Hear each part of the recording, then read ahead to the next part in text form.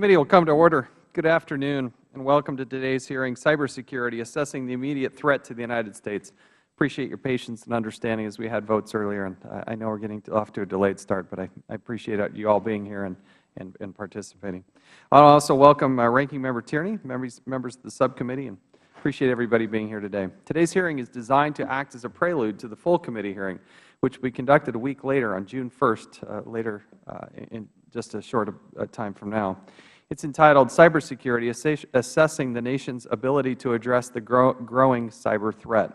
During today's hearing, the subcommittee is scheduled to receive testimony from the administration, industry, and civilian cyber threat experts, all of whom will likely state that the cyber-related intrusions pose one of the greatest threats to our national security. The intent is to obtain detailed information from various sources and from various perspectives as to what the current threat actually entails, so the committee can later delve more deeply into how effective the nation has been in confronting the immediate cyber threat, as well as building defenses which safeguard us from what appears to be a daunting future cybersecurity environment. Given the unusual nature of the cyber threat, it cannot be addressed solely by using the traditional national security apparatus. In short, the Federal Government is currently incapable of securing the nation against cyber threats on its own and must embrace a broad, transparent involvement of non-government entities. Like other countries, approximately 85% of the nation's critical infrastructure is owned by the private sector, many of which are small businesses. Because the nation relies so heavily on private industry to protect this infrastructure, trusted partnerships between the government and private sector must also be a priority. In words of the President, quote, "Cybersecurity is a challenge that we as a government or as a country are not adequately prepared to counter," end quote. In addition, in a recent interview, Howard Schmidt, the U.S. Cybersecurity Coordinator, emphasized the critical nature of public-private partnerships as it relates to cybersecurity. Unfortunately, Mr. Schmidt refused to testify today. I truly do find this unfortunate, as I believe he should be here in this important discussion. I am deeply concerned that Mr. Schmidt is the Executive Branch's Cybersecurity Coordinator, charged with the responsibility for, quote, "orchestrating the many important cybersecurity activities across the government," end quote, believes that his management of this critical issue is exempt from congressional oversight. That is certainly inconsistent with what I have heard the Administration and this President say about the openness and transparency of the Administration. In his absence, the Administration has sent to us an expert from the Department of Homeland Security. There was quite a debate whether the Administration would allow him to sit on the same panel as the industry experts sitting in front of us today. I am glad that the issue was resolved in a matter of a few hours ago, and that we will now be able to receive testimony from both the public and private perspective together on one panel. In the future, I hope this is not so difficult. That said, I must stress my sincere disappointment in the number of days wasted debating the need to hear testimony from government and private witnesses alike at the same time on the same panel and in a manner that allows members to most effectively oversee this critical public-private partnership. I believe it is critical that while we focus on the cyber threat, we also keep in mind the need to develop well-coordinated strategic cybersecurity partnerships with the private sector in order to confront the threat. The Administration has made repeated public statements about the importance of this partnership. Even the White House directed cyberspace policy review concluded that the United States cannot succeed in securing cyberspace if it works in isolation and should enhance its partnerships with the private sector. Cybersecurity experts agree that given the likely national security impact of cyber attacks on the economy, our critical infrastructure such as transportation, energy, and communications, both private and public sectors must work together closely and in a very transparent way. This would also appear to be in line with the President's stated commitment to, quote, to create an unprecedented level of openness in government, end quote, and, quote, to establish a system of transparency, public participation, and collaboration, end quote. The ever-changing face of the cyber threat means that the authorities and capabilities needed to confront the threat will likely need to be changed or updated on a regular basis. This is the reason why Congress must be as attentive to the threat as any other part of the government. I do not believe anybody knowledgeable of cybersecurity would deny that cyber threat is a major national security issue for the United States. The National Security Strategy, published in May of 2010, highlights that cybersecurity threats represent one of the most serious national security, public safety, and economic challenges we face as a nation. Therefore, a national dialogue on securing the nation's digital infrastructure must happen now and continue indefinitely. It is my sincere hope that this dialogue can include many segments of society and can be done in a nonpartisan way. It is my hope that we as a nation bring to bear against this threat all expertise that resides within the country. Strangely, we are faced with a critical national security threat to which the expertise needed to confront it does not necessarily reside solely in the Federal Government, but also in the private sector. A recent research project conducted by McAfee and the Center for Strategic and International Studies looked at the threats to power grids, oil, gas, and water across 14 countries. It concluded that there had been dramatic increases in cyber attacks against critical infrastructure, with as much as 80% of the companies experiencing, quote, large-scale attacks, end quote. According to the project report, nearly 30% of the companies believed they were unprepared for the attack, and then more than 40% expected a major cyber attack within the next 12 months. Also, according to an Office of Management and Budget report, the number of reported cyber incidents affecting U.S. Federal agencies shot up 39% in 2010, 39%. Approximately 41,776 reported attacks, up from roughly 30,000 the year before. I am positive the witnesses will elaborate on the threat, and I look forward to hearing from the panel. We will now recognize the distinguished ranking member, the gentleman from Massachusetts, Mr. Tierney, for his opening statement. Well, thank you.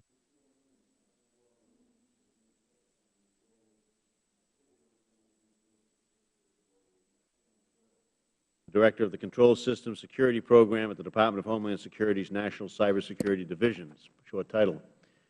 Mr. McGurk has agreed to testify before the subcommittee. It was pretty much a short notice for him, and during a week which the Department of Homeland Security, as I understand, is going to be testifying in 5 different cybersecurity hearings, including a similar hearing that was held this morning. And I know next week the full committee is going to hold yet another hearing on cybersecurity featuring 4 different senior-level administration witnesses to discuss the Administration's comprehensive legislative proposal to improve cybersecurity with a focus on our nation's critical infrastructure and the Federal Government's own networks and computers. The proposal was drafted in response to the numerous legislative proposals introduced in the last Congress and specific requests from congressional leadership. That White House legislation won't be the focus of today's hearing, but is still a much-needed starting point for a very important conversation. And as somebody who doesn't purport to be a techie at all, I can tell you that I had a great deal of concern about the exposure that we have in this area, particularly after having served a number of years on the Intelligence Committee, and where that conversation goes should cause some sleepless nights for a lot of people.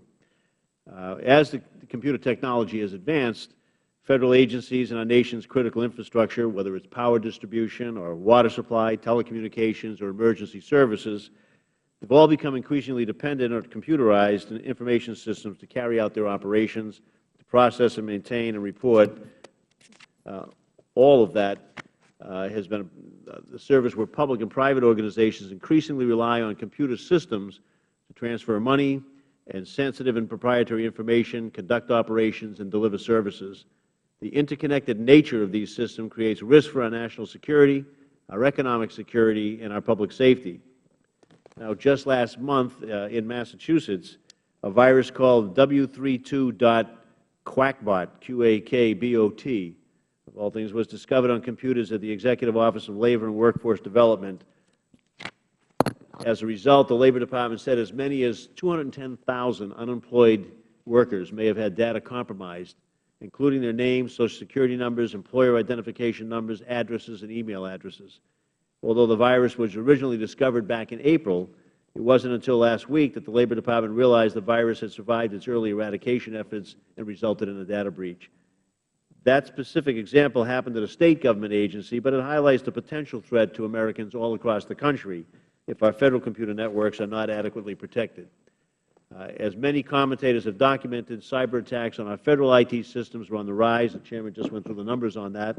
And it's becoming increasingly clear that current efforts to counteract the attacks are woefully insufficient.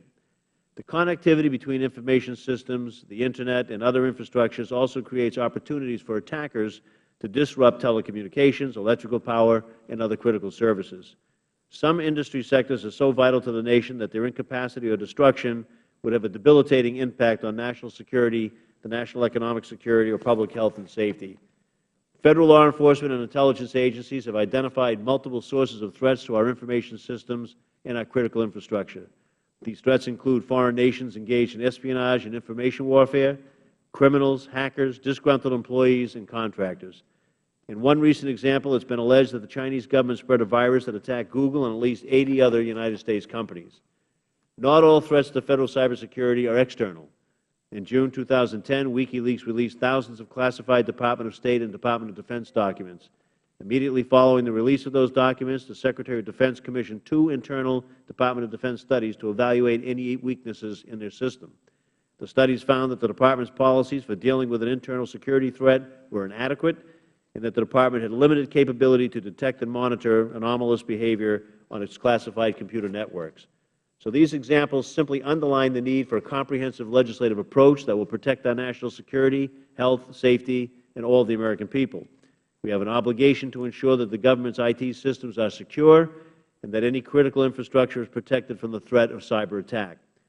The failure to properly secure these networks could have dire consequences. So I look forward to this hearing and to learning more about the threat landscape and the challenges we face in addressing this growing problem. And again, I thank our witnesses and Mr. Chairman for bringing this hearing.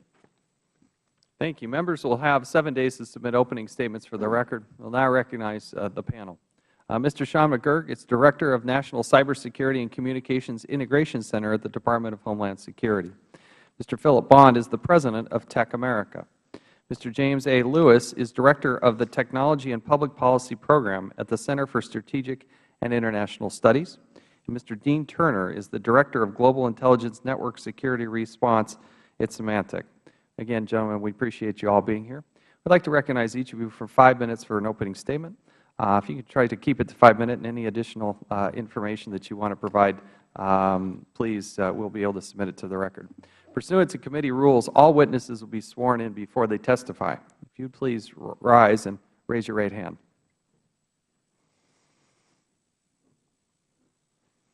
Do you solemnly swear or affirm that the testimony you are about to give will be the truth, the whole truth, and nothing but the truth? Thank you. You may be seated. Let the record reflect that all witnesses answered in the affirmative. We will now recognize Mr. McGurk for 5 minutes. Thank you, Chairman Chaffetz, Ranking Member Tierney, and distinguished members of the committee. My name is Sean McGurk. I am the Director for the National Cybersecurity and Communications Integration Center, henceforth known as NCIC. Thank you for inviting me today to discuss this important issue along with this distinguished panel of experts on cyber threats and the impact on critical infrastructure. As both the Chairman and the Ranking Member have already identified, sensitive information is routinely stolen from both government and private sector networks. Last year, we saw an increase in the threat as a result of not what was being taken from networks, but what was being left behind in the result of what was known as Stuxnet. Successful cyber attacks could potentially result in physical damage and loss of life. There are many challenges in the current landscape: strong and rapidly expanding capabilities, lack of comprehensive threat and vulnerability awareness, and our information infrastructure is dependent upon its continual availability for our way of life. The cyber environment is not homogeneous under a single department or agency or the private sector. We recognize that cybersecurity is a team sport. Government does not have all the answers, so we must work closely with the private sector to provide solutions. There is no one-size-fits-all, and there is no Maginot Line to protect the cyber domain. It's about information sharing, and it's about sharing knowledge collectively. Knowledge is only power when it is shared. We must leverage our expertise and our access to information, along with industry-specific needs, capabilities, and timelines. Each partner has a significant role to play and a unique capability in this diversity and this environment. In my 34 years of experience with over 28 years serving in the United States Navy, you learn that everyone has an ability to contribute. The mission in cyber is manyfold, and our goals are clear. In the law enforcement environment, they work closely with the other agencies to identify and prosecute cyber intrusions. The intelligence and military community works to attribute, to defend, and then to pursue those individuals. DHS, along with the private sector, including the financial services sector, energy sector, communications, and others, work to prepare, prevent, respond, recover, and restore. Coordinating the national response to domestic emergencies is more of a matter of what and how, and not necessarily who and why until much later. To that end, I would like to emphasize that my responsibilities from an operational standpoint are focused on preventing and resolving attacks, not attributing the source of those threats. I would be willing to take any questions in the future regarding the cyber threats and the cyber capabilities of other countries, with the committee under a appropriate classified setting with the available interagency representatives. The NCIC, or the National Cybersecurity Communications Integration Center, works closely with government and all levels of the private sector to coordinate the integrated and unified response to cyber communications incidents. Sponsoring security clearances for the private sector enables us to have our industry partners on the watch floor in a classified environment, looking at actionable intelligence and providing information to asset owners and operators in near real time. The DHS components have all been integrated into the NCIC, along with representatives from other agencies such as the National Security Agency, U.S. Cyber Command, FBI, and the U.S. Secret Service, and representatives from the intelligence community at large. In addition, we have private sector representatives sitting on the watch floor from the communications sector, the IT sector, the financial services sector, and the energy sector. Additionally, we have representatives from State, local, tribal, and territorial governments represented by the Multi-State Information Sharing and Analysis Center. In conclusion, within our current legal authorities, we continue to engage, collaborate, and provide analysis, vulnerability, and mitigation assistance to the private sector. We have experience and expertise in dealing with the private sector in planning, steady state, and crisis scenarios. We have deployed numerous incident response teams and assessment teams that enable us to prevent, respond, recover, and restore from cyber incidents. Finally, we work closely with the private sector and our interagency partners in law enforcement and in the intelligence community to provide the full complement and capabilities of the Federal Government for the private sector in response to a cyber incident. Chairman Chaffetz, Ranking Member Tierney, and distinguished members of the panel, let me conclude by reiterating that I look forward to exploring opportunities to advance this mission in collaboration with the subcommittee and my colleagues in the public and private sector. Also, if the committee has any questions regarding the Administration's legislative proposal, I will be happy to defer those issues to the policy representatives testifying before the full committee next week. Thank you again for this opportunity to testify, and would be happy to answer any of your questions.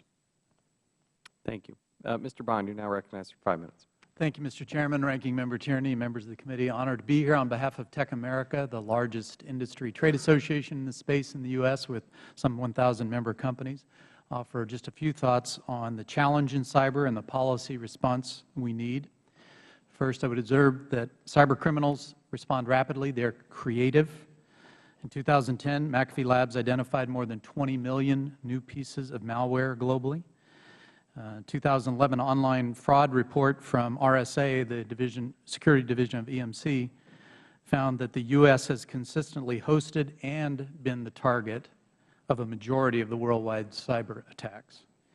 Economic impact is serious. It's about $6 million a day when a corporation's site is down on average, and worldwide economy loses some $86 billion a year due to cyber attacks. Protecting our networks is, as the Chair has observed, a public-private shared responsibility. Neither one of us can do it alone. The private sector responsibility to innovate and operate its own infrastructure in a safe way. The government, an obligation to share timely and accurate information so that the private sector can secure itself and turn around and help to secure the government. I'll defer to our witness from Symantec on a little bit more technical descriptions of some of the threats. I would just underscore this. A range of threat actors, especially right now, including advanced persistent threats, APTs, you'll hear more about that, are going directly after the end user. They attempt to trick them into downloading malware or divulging sensitive information. Again, it's the actual user being targeted, not the mechanical system, the software, or whatever. So it is going after human error. As criminals probe for a soft spot in a system, they are also probing now the individuals who connect to that network. Now, with the increased reliance on all kinds of IT devices, now we see the great shift to mobile devices, and that too will be an opportunity for cyber criminals. Applications many times are downloaded by users and not always being properly vetted. So we would submit that the policymakers in the space and the industry as well, and the government, need to view security as an absolute basic, a basic, not to be added on after, but to be built in from the ground up. And now I would observe many companies are doing exactly that. We need everybody to do that. I want to spend a couple of minutes here remaining on some thoughts for you to consider as you craft legislation, but let me break here to underscore something that needs to be said. Technology and innovation are a huge net positive for the U.S. economy and for government service as well. They are key to national security. The warfighter has an advantage. The key to Homeland Security, the key to economic security, high-paying jobs, where we need to be as an economy. But with those advantages, there also have been some downsides. That's what we're attempting to talk about today. So please consider, first, in policy, Congress should do no harm. Do not undermine innovation. It's our advantage. One size fits all will not work. Second, government should promote an outcome-based, layered security approach. Government should develop processes to manage and measure performance associated with real security. Third, government should adopt a risk-based approach to our nation's infrastructure. That means critical infrastructure should be defined to include only that which is of the utmost importance to national security, and then truly work to secure it. Fourth, we believe government can provide incentives to encourage industry to invest and do the right and best practices in security. For example, safe harbor from data breach notification when an organization does what it should in advance of a breach incident. Fifth, Congress should update our government's Federal Information Security practices and laws to perform in a more nimble environment. So we strongly support updating FISMA, and I know the committee knows about that. Finally, if industry is to act at the behest of government, it is necessary that there be clear liability protections. So if you do what you should do or at the government's behest, you should also be protected from unintended consequences or liabilities. Again, on behalf of the industry, thank you for holding the hearing. We look forward to doing all that we can to be a part of the public-private partnership to find a solution and maintain our national advantage in innovation. Thank you. Mr. Lewis, you are recognized for 5 minutes. Thank you, Mr. Chairman, and I thank the committee for the opportunity to testify. I'm really impressed with the energy that the committee is bringing to this issue. It's something we need. We depend as a nation on the Internet, but it is not secure, and this gives criminals and foreign opponents a real opportunity to damage the United States. Cyber threats fall into two categories: high-end attacks that cause damage, destruction, or casualties, and threats from cybercrime and cyber espionage. 5 countries, including Russia and China, can launch high-end cyber attacks. Another 30 countries are developing these capabilities. States use skilled proxies, cybercriminals, and hackers to help them. Cyber attacks could destroy critical infrastructure or disrupt essential networks and services. At the moment, however, no nation is likely to attack the United States because they fear retaliation. Terrorists do not yet have cyber attack capabilities, nor do dangerous nations like Iran and North Korea. However, they are eagerly pursuing these cyber capabilities. We do not know how close they are to acquiring them, but the moment they acquire them, we can expect to see a damaging cyber attack. The immediate threat to the national interest comes from crime and espionage. The Internet, with all its weaknesses, has created a golden age for espionage, and the U.S. has been the chief victim. We have lost military technology, intellectual property from high-tech companies, oil exploration data, and confidential business information. Banks suffer million-dollar losses almost every month. None of this attracts much attention. Some companies prefer to conceal their losses, and in some cases, companies may not even know they've been hit. Estimates of the damages, as you heard, are in the billions of dollars. Weak cybersecurity damages our economic competitiveness and technological leadership. What can we do about this? And there's certainly a new energy in Washington about approaching this problem, which is great. First, we need to accept that we need a new approach that puts cybersecurity as a major national security problem.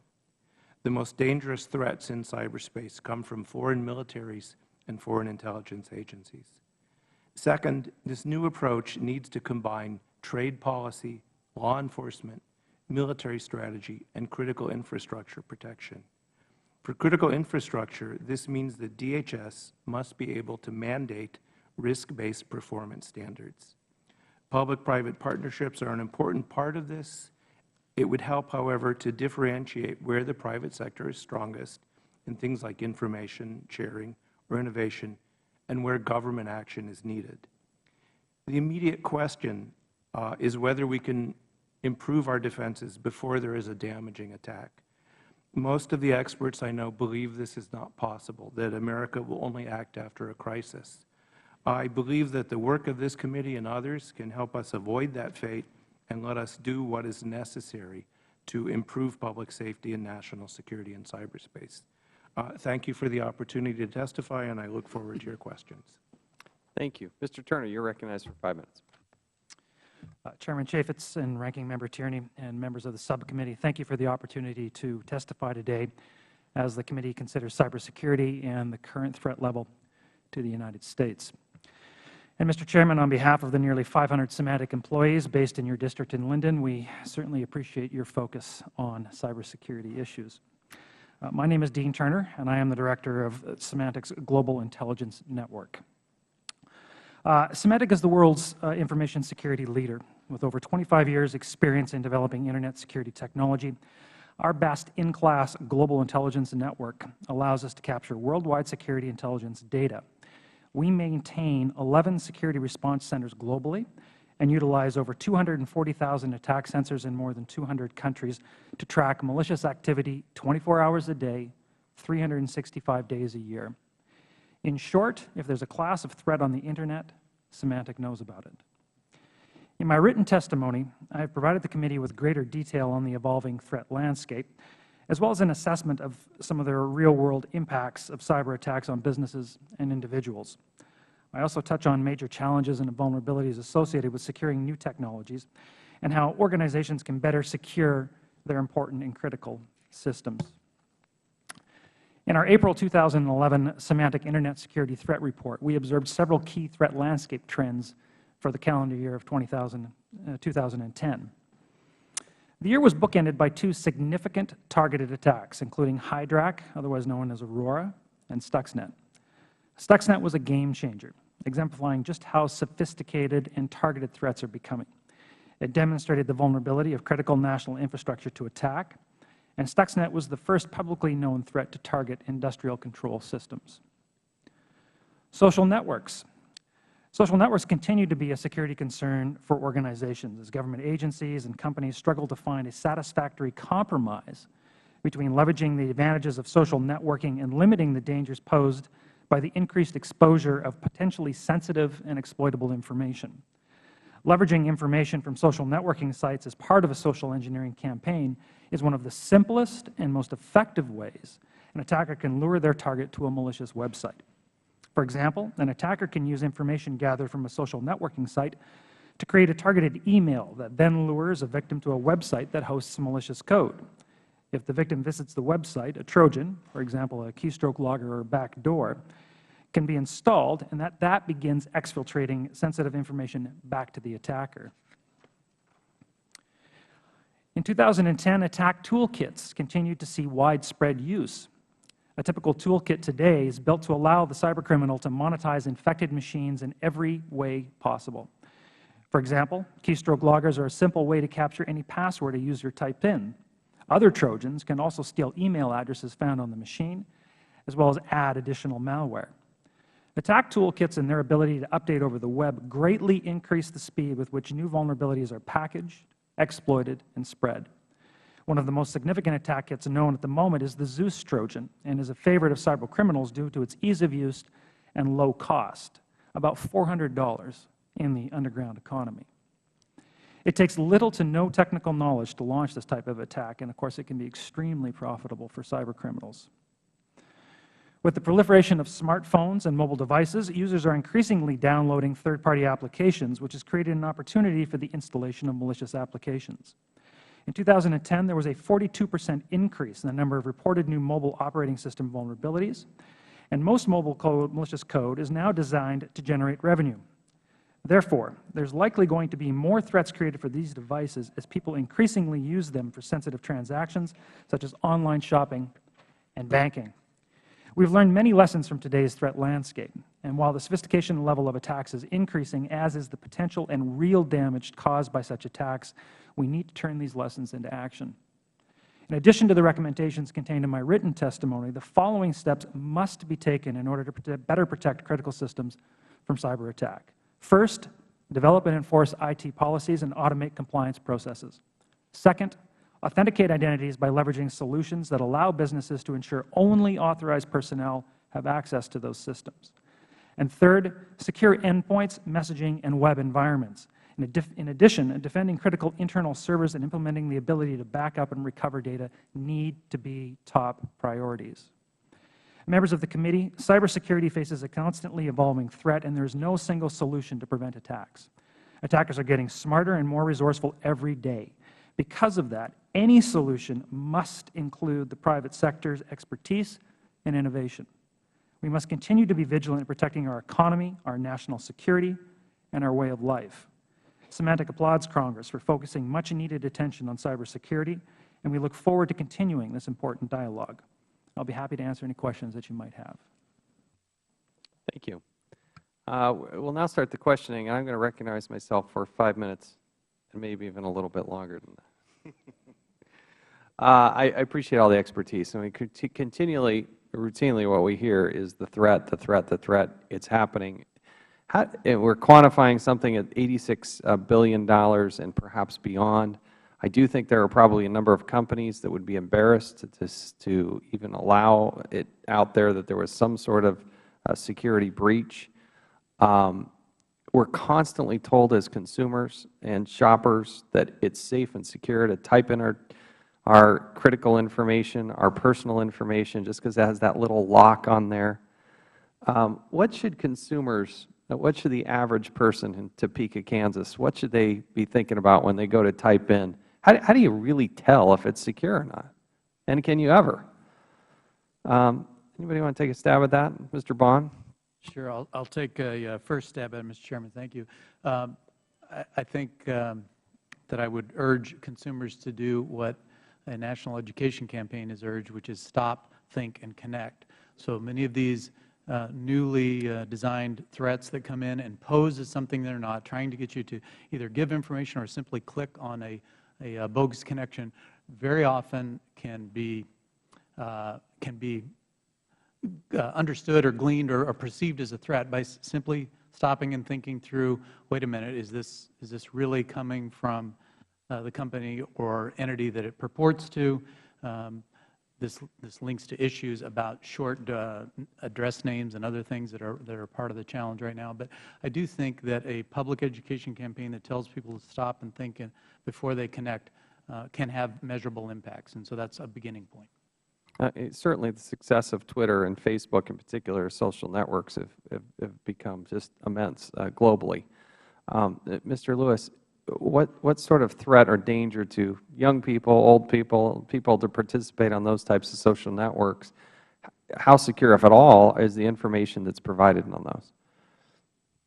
Well, the intent, Mr. Chairman, of course, for the information is to be public, so it's easily collected. And we know there's been many problems in the past. One of them, my favorite in some ways, is the fact that people will often use, their pet's name or, their birthplace as their password. Then they'll list it on the website. And so we've seen many, many incidences where guessing the password on these sites isn't that difficult. They're a treasure trove for cyber criminals because you can harvest all kinds of data that will give you hints on passwords, employment, where your bank is. So they've become a kind of unmanageable problem. Now, there's little that the companies can do about that. I don't want to blame Twitter or Facebook or any of them. People choose to put their information up there, and they haven't thought enough, as you heard from Phil, they haven't thought enough about what the implications are. If you're going to have a Facebook account, don't use your dog's name as the password. Mr. McGurk, I'd like to learn a little bit more about the differences or perhaps the similarities between cyber attacks from domestic and international sources. Are there distinguishable differences or motives between the domestic and the international actors as Homeland Security has seen it? Yes, sir. In the Department, as I had mentioned earlier during the testimony, is that we're focusing more on the risk mitigation strategy. So when we look in the National Infrastructure Protection Plan at the definition of risk, we identify it as threat, vulnerability, and consequence. And the Department takes an all-hazards approach. The challenge there is identifying where the threat actors are originating. That is a part of it, but from our standpoint, from the mitigation standpoint, in protecting the networks, restoring services, and recovering, the actual source is not as important as the vulnerability and the consequence of those vulnerabilities. So that's really where the Department focuses most of its attention, and how to provide actionable intelligence to the asset owners and operators to prevent further escalation of the consequences of the data breach. So how far and wide are you doing that? You're doing that, I would assume, with the national interests, the Federal assets that we have. What about the private sector? How involved do you get with them? I mean, there's obviously the Microsofts and Googles and Yahoos of the world, but then there's also, your more medium level size. How interactive are you? Can you possibly be with, would it be literally virtually every single entity you could possibly think of? So one of the areas that we focus on in the NCIC is our assist and assess mission, where we actually send incident response teams and assessment teams out into the field. We've gone from companies of only 7 employees that were experiencing cyber intrusion to Fortune 10 companies, working with them to not only identify what the risk is, but to mitigate that risk in their cyber environments. On average, a week does not go by where I do not have a team in the field working with the private sector to address those cyber vulnerabilities and then to mitigate those risks. But what percentage of the companies can you possibly get to? Again, sir, we focus on, to date, we've been able to conduct 75 risk assessments over this past year. We have not had the opportunity or the requirement to turn anyone away. It's completely voluntary. So part of the challenge is when a risk or a threat or intrusion is identified to the Department, we will respond in kind with a team of cybersecurity experts to assist in restoring services. But again, that's a matter of the request coming from industry. Yes, Mr. Bond. Yes, thank you. I just want to observe here that this is where the power of the network can be tremendously valuable. DHS does not have to go out physically and talk to every company. We do need timely, actionable sharing of information so that the network, led by great vendors like Semantic and others, can then proliferate and spread that word to address whatever the vulnerability is at the earliest possible stage as soon as we know about the threat. You will uncover through the committee's efforts and hearings that there are information sharing challenges between the government and the private sector, between the private sector and the private sector. Okay. Thank you. My time's expired. And now recognize Mr. Tierney for 5 minutes, or whatever he'd like. Thank you. So I'm trying to work out something in my mind here that Mr. Bond got me thinking about as he was talking about who's responsible for what and liability protections and incentives and all of that. Now, I understand with respect to our national security concerns and our homeland protection being a part of that, that for government systems, it's on our court. We have the responsibility. We've got to take care of it and move on from that. But in terms of the private sector, when you're not doing business with the government, why isn't that on you? Why isn't it on you to make sure that your systems are protected? I see that Mr. McGurk has got teams running all over the place doing what I would have thought was your job. You're making sure that you're safe, making sure that nobody can get into your system, making sure that consumer information is protected. And if you don't do a good job of that, I suspect people aren't going to buy your product and aren't going to utilize your services. So I don't know why we have to give you incentives, and I don't know why you wouldn't be held liable if you make a mess of it. Certainly.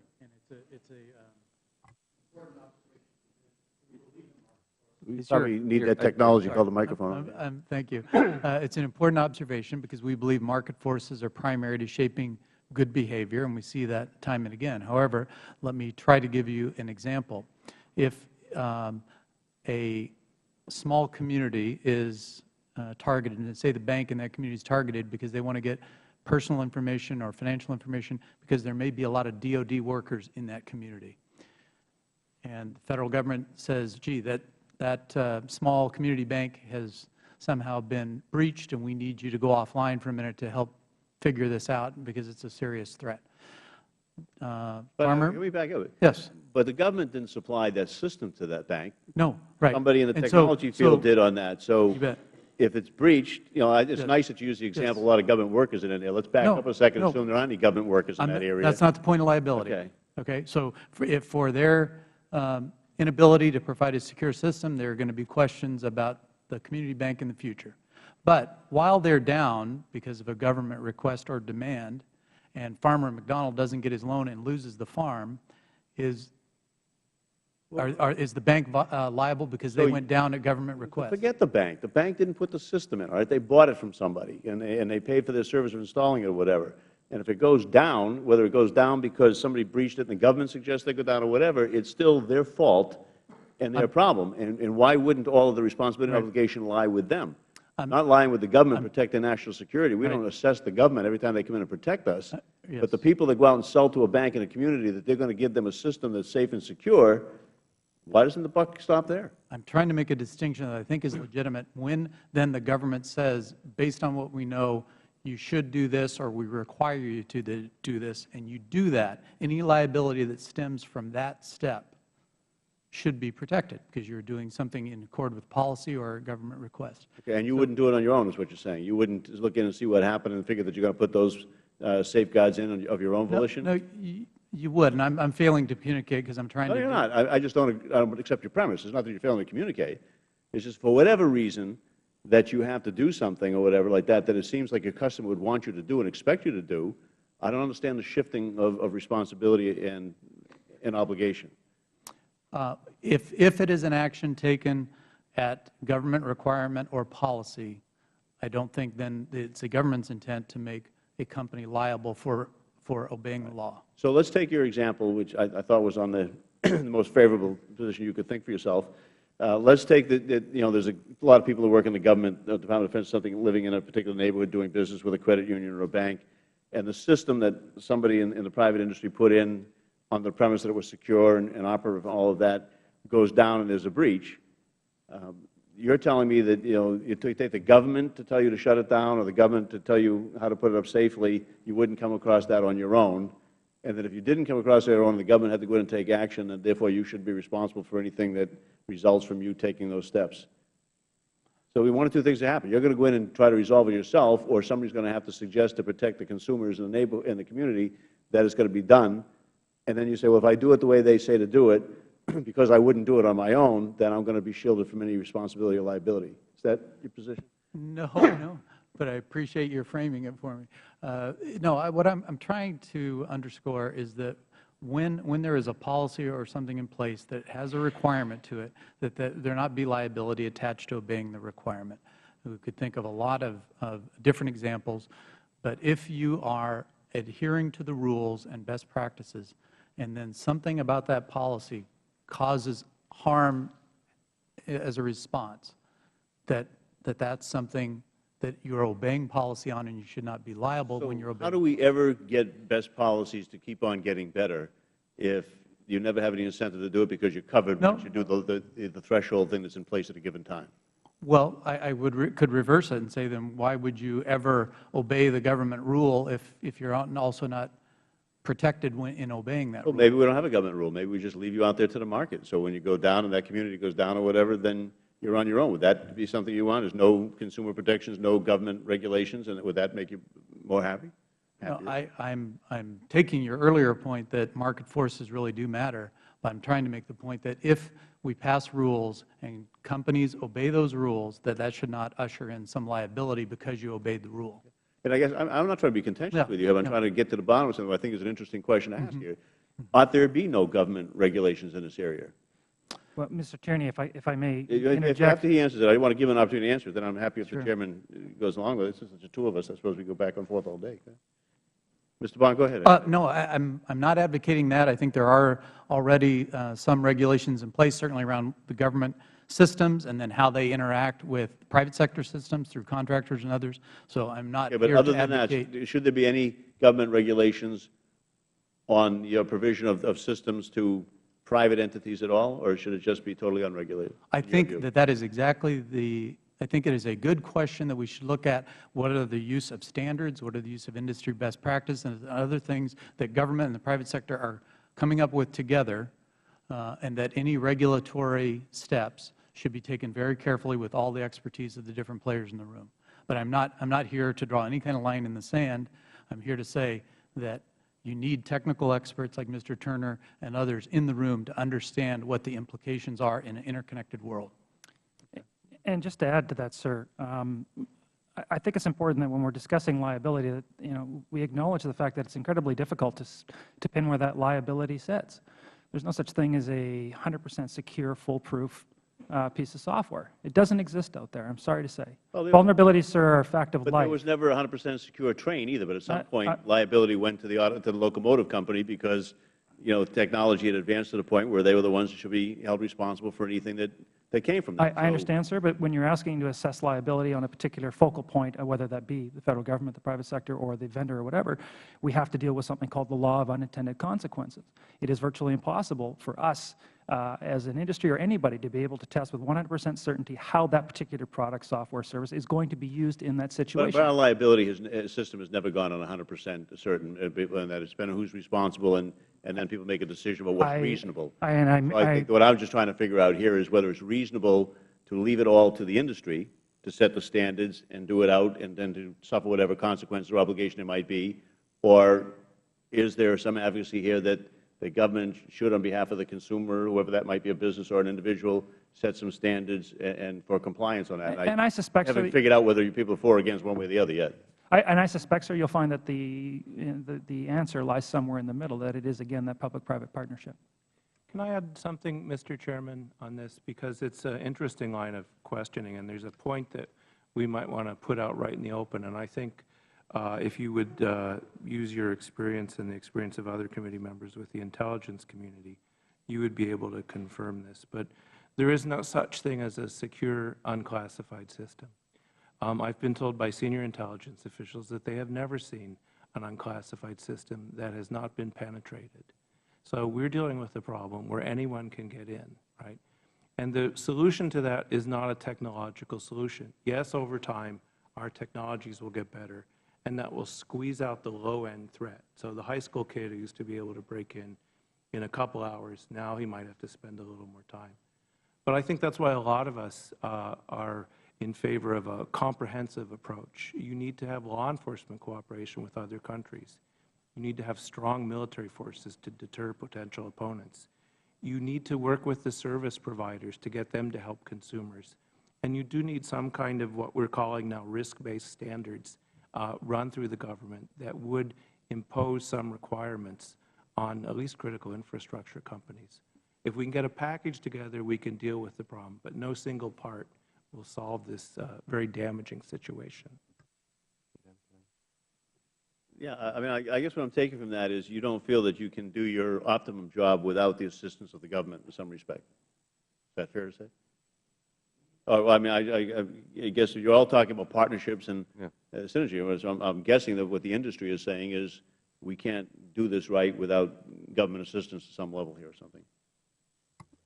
I think I would say that we absolutely need and welcome government involvement around the critical infrastructure, and as they do that, that we want to make sure experts are in the room because these are very complicated, interconnected issues. That's simply it. Okay. Mr. Riger, let's talk about as we talk about the threat, where do you see the biggest threats outside of the domestic United States, outside the United States? What are the biggest threats? Where do you see them coming from? Thank you, Mr. Chairman. Again, focusing on the total consequence and vulnerability aspect, the threat actors range in sophistication and capability from nation-state sponsored through criminal activity down to a hacktivist and entirely into what we call the script kiddie environment. How many nations do we how many nations are attacking this country on the cybersecurity front?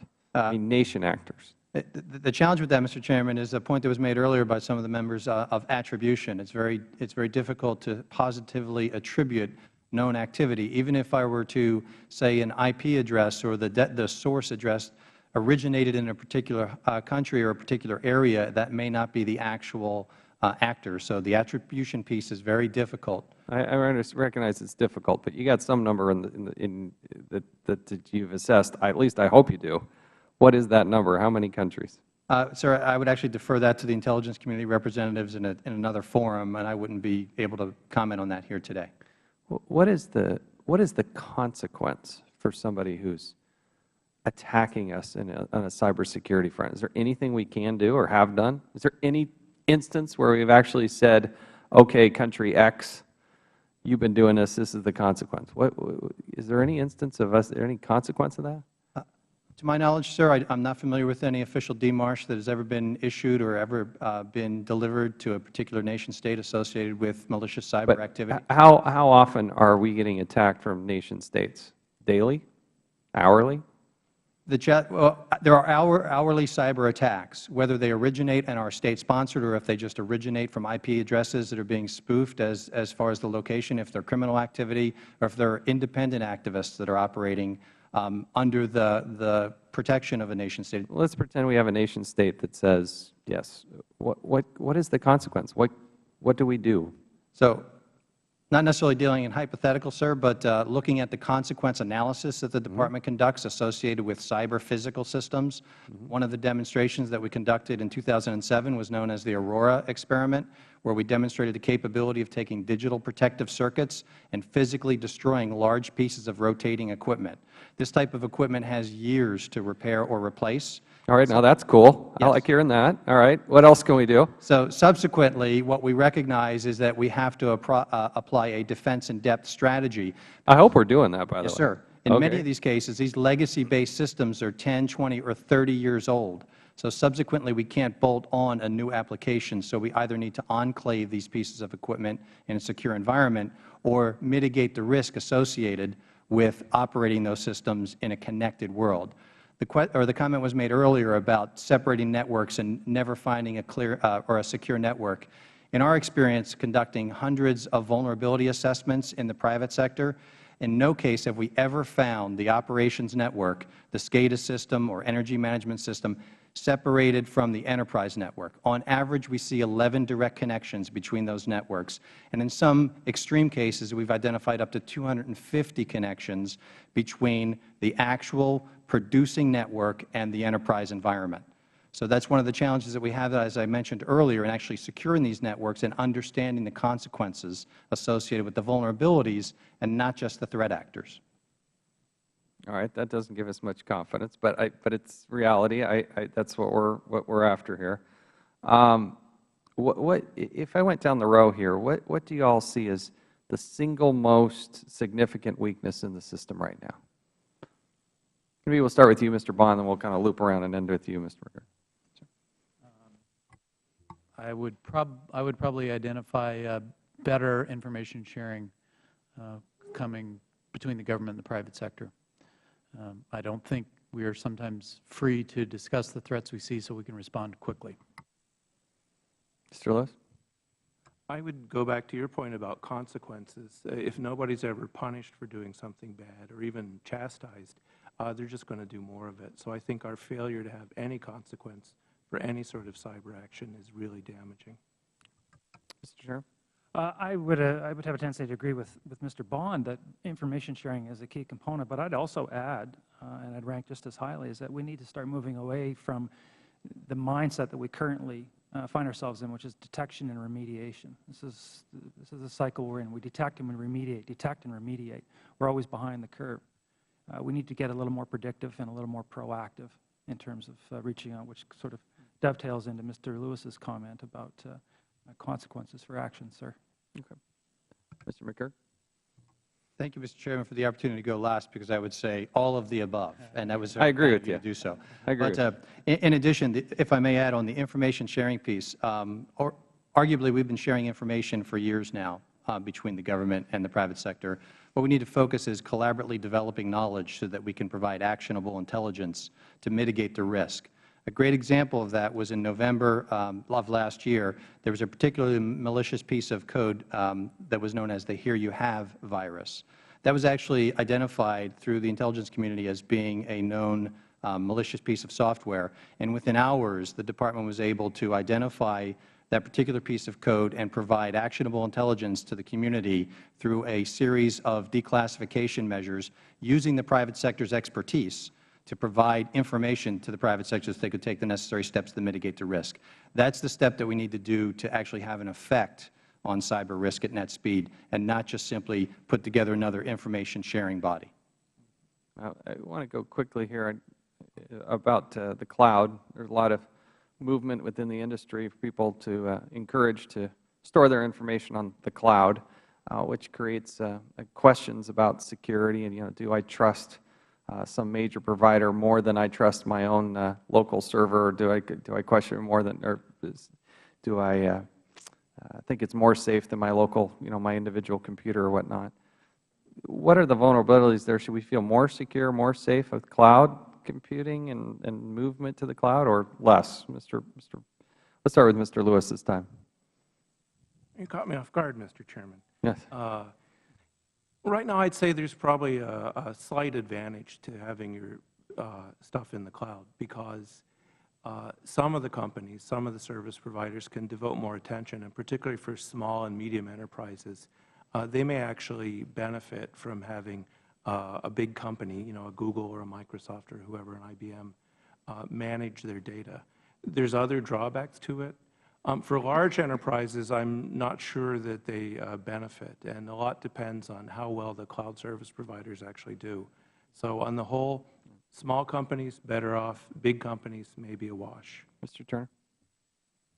I think I agree with Mr. Lewis in a sense. I do think, however, that the enterprises do benefit, because a lot of what we're seeing in the move to the cloud is driven by total cost of ownership and reduction of costs, et cetera, et cetera. From a security perspective, it's going to be contextual, because you're going to have to ask yourself those very important questions about who do I trust my data with.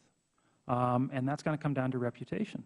And that's going to come down to past behavior. And it's not meant to be a pitch, sir, but that is certainly the case in the questions that have to be asked, because if they don't, there will be a lot of people as we move to the cloud that will be able to make these services available, whether they be onshore in the United States or offshore and all these other places. And what's the track record going to be? We have to make a very clear and very careful assessment of the information that we're willing to share, because not all information should be protected. It's not all worth protecting. Very good. Let me shift here a little bit, if I could. And one of the last things I want to bring up, and that is, Mr. McGurk, let's talk about databases. The Federal Government has over 2,000 databases. Now, on one hand, you can say maybe that diversified portfolio provides a degree of safety and security, so the Bureau of Indian Affairs is separate from the Department of Justice, and I can understand the need that the security component of the Department of Justice probably a little bit higher than the Bureau of Indian Affairs. But what are the weak links that are associated with that? Do we want to consolidate those and have 5 really good data warehouses or databases, or is this diversified portfolio advisable? Because I worry that so many agencies are trying to create so many different things. We're duplicating efforts, and consequently, they're all probably not nearly as secure as we want them to be. But what's your perception of that? Thank you, sir, for that question. It's actually, I would believe, a capabilities versus requirements discussion. When you talk about the dispersed nature of the databases and the infrastructure, it goes back indeed to the cloud discussion we were just having. One of the benefits of that secure environment is that you can have a disparate approach to data storage, so that not all the keys to the kingdom are in one location. And that provides an obscurity model for data in motion and data at rest. So by being able to do that, we can better allow for a distributed approach for data security. That being said, one of the initiatives that the Department has been executing for quite some time now is the Trusted Internet Connection program, and that was part of the Comprehensive National Cybersecurity Initiative, to actually, instead of trying to instrument or monitor each of these separate departments and agencies, but we roll that up to an aggregation point so that we can understand flow and control the information access points at an aggregated standpoint and still allow for the diversity of the independent departments and agencies. My time. Could I just interject real quickly, because I want to make sure to offer to brief the committee and its members. Our Tech America Foundation actually has 73 companies and academics involved in a commission right now to advise the government on the cloud and the leadership opportunity for the U.S. in the cloud. And one of the questions that they are going to be addressing is the security profile of the cloud. Okay. And I think there are leading thinkers who would challenge Jim's assertion, and maybe we even say the cloud will be more secure for all enterprises. Thank you. Mr. Tierney. Thank you. So, Mr. Bond, you in your testimony emphasized the public-private relationship, and particularly with respect to education and information sharing on that. So do you think that education and information sharing are sufficient to protect the critical infrastructure from cyber attacks? Do you think that's where we should leave it? No, I think we presume that there are going to be special rules, regulations, and requirements around the critical infrastructure. And we think education, jointly identifying where the government should invest R&D dollars in cybersecurity, all will be a part of that ultimate solution. But we certainly advocate for clear distinction of what the critical infrastructure is, a good definition of it, and special requirements for it. Well, you know, in that vein, and I guess I ask this to all of you, there was the President and CEO of the North American Electrical Reliability Corporation, a fellow named Jerry Cawley that you're probably all familiar with.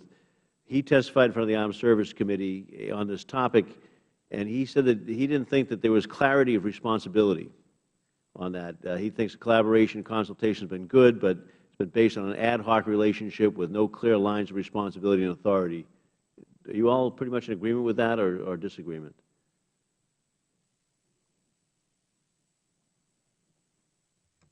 You know, in some ways, the electrical grid is the most attractive target we have for some of our opponents, and it's not secure. And so if the statement that he made was that we have been relying on an ad hoc process, I think that's right, and there's a lot of room for improvement. So can you tell me why there isn't a clear line of responsibility? What's the impediment to sort of deciding who's going to be in charge of this overall overriding plan that we have? I think part of the issue, too, is the responsibility in sharing the data itself. What data can you share? There are a whole host of, impediments and barriers to sharing what is arguably confidential information in some areas. So that's part of the issue that I think sort of gets in the way of trying to formalize relationships and trying to putting them in a hierarchical order and say this is who's doing that and this is who's doing what. I think that that's primarily what's been holding back even the larger information sharing relationship that goes on between the public and private sector, not just limited to that particular sector itself. And can I assume that some countries share this problem and some countries don't, depending on the nature of the government in a given country? I'm not so sure it actually comes down to on a country-by-country level, to be perfectly honest with you. I think that it's the nature of the issue itself, that you're talking about the sharing of that information. And often, and this is meant to, this is merely to illustrate a problem within the information sharing network, is that sometimes when information goes from the private sector to the public sector, it's a one-way street. And I think that, as part of the whole education thing is that we have to come to the agreement on how do we share that information and to ensure that what comes, that there's valuable information that can be worked on coming back the other way as well. Just on that note, I talked with one of the larger European countries. They've set up their own, something like our Cyber Command. And they were telling me what they'd done with their electrical grid and in requiring their grid operators to be more secure. And I said, wow, that's amazing. How did you guys get away with that? We could never do that. And they said, oh, well, when they privatized, they made sure to keep 2 board seats. So where you're seeing a difference emerge is that in the countries that still have a small number of service providers, where the government has a more directive role, they are pulling ahead a little bit. Right now, I'd say we're all sort of in equally bad shape, and one of the trends to watch is whether that changes in a way that disadvantages us. So let me just leave this with one last question. I'll ask each of you on that. Is what do each of you as individuals think the government role ought to be in protecting the infrastructure for private companies? Mr. McGurk? Sir, I believe our current role that we're executing as a coordinator and an integrator to provide understanding and awareness across the 18 critical infrastructures is a key role and a service that we provide. As many of my distinguished panel members have said, information may come from one sector and it may be germane to another sector, but there's no direct connection to share that information. By aggregating that at the Department, we're able to take alerts, warnings, or indications coming from the electric sector, anonymize that information or identify the vulnerability, and then provide that to the water sector or the chemical sector or the petroleum sectors. So that's really a service that we provide, and it's a capability that we provide because we do have broad exposure into each of those 18 critical infrastructures. Thank you. Mr. Bond. Certainly, would underscore the notion that there needs to be a key role in defining the critical infrastructure and having special requirements for that. The farther out you move on the network and the closer to consumer applications and so forth, then I think we need, again, this roundtable of real experts to understand what it means in a networked world, because they're all connected and difficult to determine regulatory schemes. Mr. Lewis. Three things. Some kind of flexible, standard-based approach that I would think DHS and the other regulatory agencies would oversee for critical infrastructure. Better information sharing, as you've heard. And then finally, steps that would make the international environment more secure, steps that would deter criminals and other potential attackers. Thank you. Mr. Turner. I would agree with everything that's been said on the panel. And again, the benefit Nice of going last Mr. is Gregg that said, yeah. it's easier to do that. I think I would add, though, just in addition to facilitating information sharing and making it easier, is keeping an eye towards that liability. We have to keep in mind that most of the attacks that we see today, the attacks themselves are international in nature. So we're not just dealing with threat actors or threat intelligence that comes from the Five Eyes or from the United States alone. We're also dealing with issues that come from other jurisdictions, other Western jurisdictions, where the sharing of that information is considered, well, to put it bluntly, is very difficult to do and can put you in a lot of hot water. Those are issues that have to be addressed if we're going to get down to this road where we talk about, well, how do we make it easier for governments to protect the private sector, especially when we're talking about critical infrastructure. Well, those are some of the hurdles that we have to address. If we don't address them at the higher level, sharing the information formally at a lower level is difficult. It happens informally now. I wouldn't want to leave the panel with the impression that we do not share information, because that's certainly not the case. I personally have worked with all levels of the United States government on sharing information about current threats to critical infrastructure, but it's in an unofficial capacity because there doesn't exist an official capacity that we can do that. Well, thank you all. Thank you, Mr. Chairman. Thank you. I want to thank all the panel members for their participation today, your expertise. If there are additional comments or information you'd like to share with us, I'd appreciate it. Mr. McGurk, if you would commit to this committee to help us conduct that confidential briefing, a classified briefing, I should say, we would certainly appreciate that. Is that something that you could commit to? Yes, Mr. Chairman, it would be my pleasure to help facilitate that. That would be great. We thank you again for your expertise. And as a fast-moving industry, it's changing in every moment. We appreciate your participation, and thank you again for your expertise and your comments. The committee now stands adjourned.